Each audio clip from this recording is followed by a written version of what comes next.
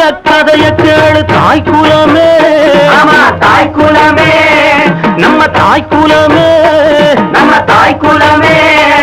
அத கேட்டாக்கா தங்காதுமா உங்க மனமே.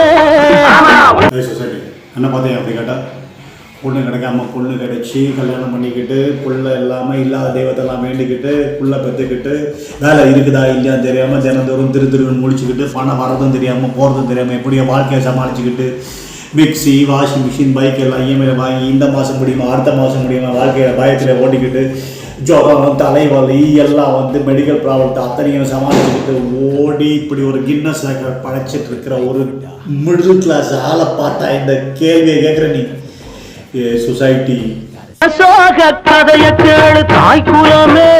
ஆமா தாய் குலமே, நம்ம தாய் குலமே, நம்ம தாய் குலமே.